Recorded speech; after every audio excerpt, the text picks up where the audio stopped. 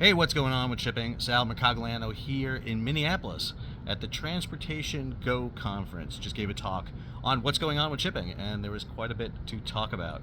Want to do a quick little update here on the situation involving the motor vessel Solong ramming into the anchored tanker Stena Immaculate off the east coast of England on March 10th. So Stena Immaculate, the fire is out on the vessel. The vessel has been ruptured on the port side, a tremendous hole right around the number 6 tank, it looks like, just aft of the cargo manifolds.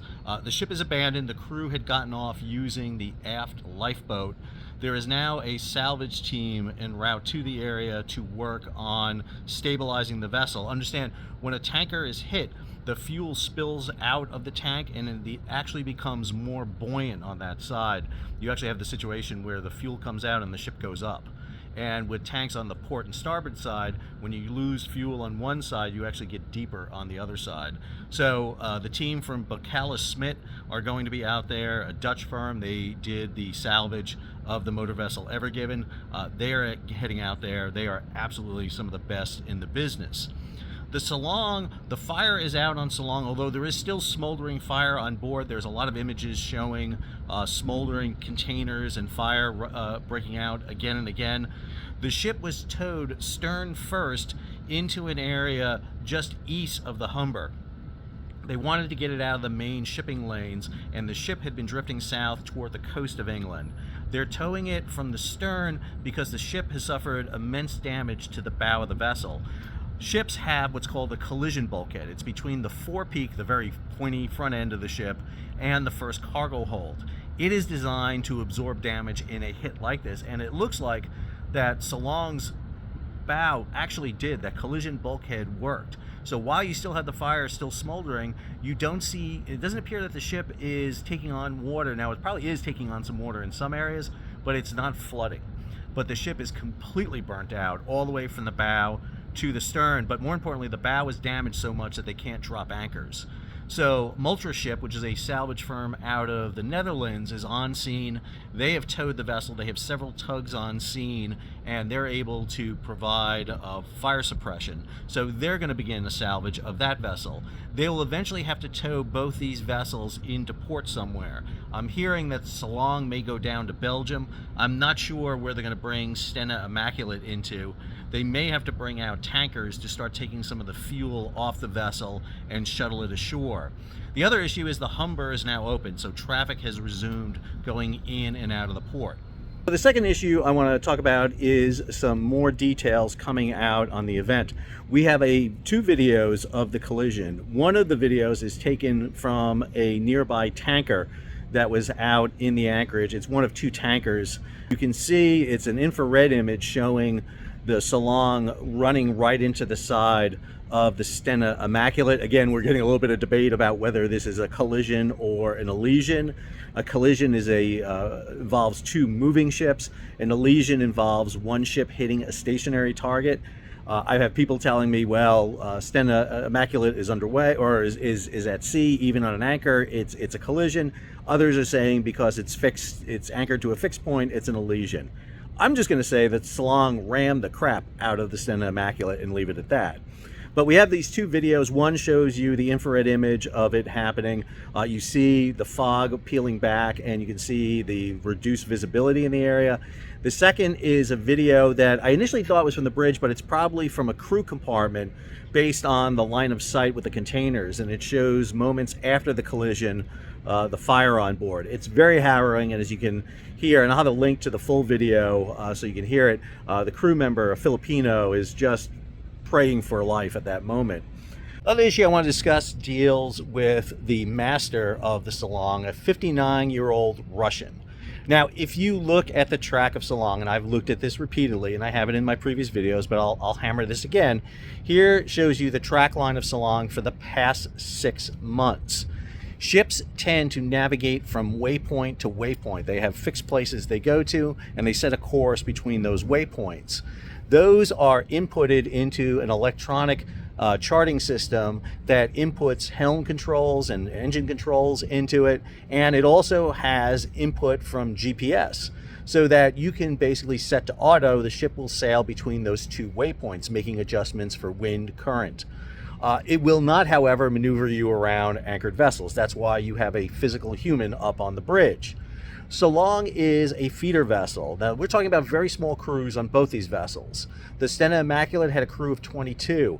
At anchor, there would be 2 people at least up on the bridge, a mate on watch and an unlicensed personnel. And the ship, the Stena Immaculate, would maintain an anchor watch. That unlicensed personnel would do roving patrols, including to the bow, to make sure that the anchor is still fixed and not running out.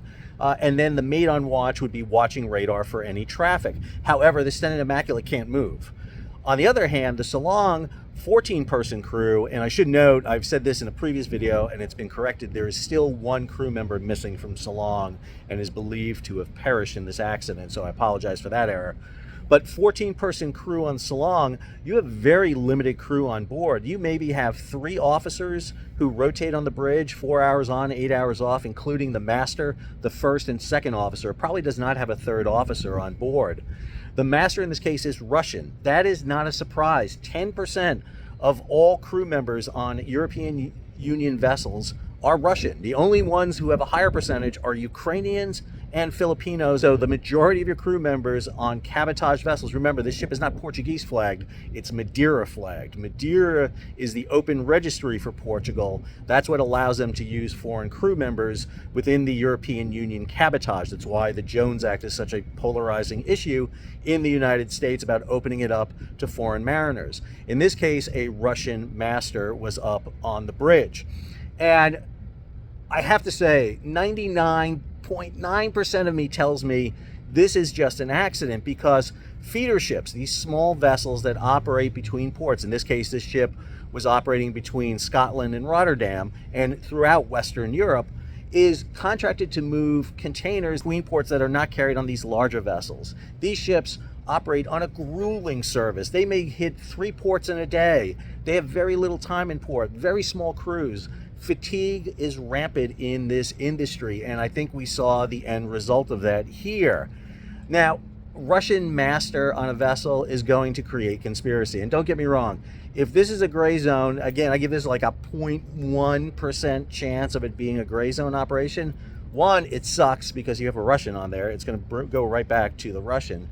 Second, you hit the Stena Immaculate, you took out a U.S. flagged tanker. However, I got to tell you, you can replace that vessel very quickly. Immaculate is operated by Crowley Lines. They do it under a lease agreement from Stena. They can reflag in a ship to replace the Stena Immaculate. And Immaculate is still afloat. If you're going to take out a tanker, you really need to hit it with something bigger than Solong. Don't get me wrong, it was a big hit. It's a massive hit, but not enough to sink Stena Immaculate. And the other reason I would say this too is they're going to get another charter and bring in the jet fuel that they have lost. So it's not like this has an impact. The reason that people are worried about this is because of the series of attacks on Russian tankers. Ambry just recently did a report where they showcased this and showed attacks being staged against Russian ships with limpet mines. We saw this in the Mediterranean. But I go back to this. If you go back to last year, we had a collision between 2 small coastal vessels, the Verity and the Police, coming out of Germany. A collision where probably this played a factor of crew fatigue. And in 2023, we had a ship, the Petra L, coming out of Germany that literally ran into a wind turbine at sea. That's right, this ship hit the fan. In that case, we have an incident where the mate up on the bridge literally fell asleep and the ship went right into the turbine. So it's not like these don't happen. And then there was a case in 2018 where a ro-ro went smack into the side of a container ship. So this does happen. So is this a gray zone operation? I lean to the fact that it's probably not. I am going to say this has a lot to do with the fatigue and the schedule and the volume and velocity we move cargo around the world. Hope you enjoyed today's episode. Hitting the road, heading to Wichita, Kansas next. So Sal's Midwest junket will continue. But I did get a beautiful day here in Minneapolis, so the weather is great. Until our next episode, this is Sal signing off.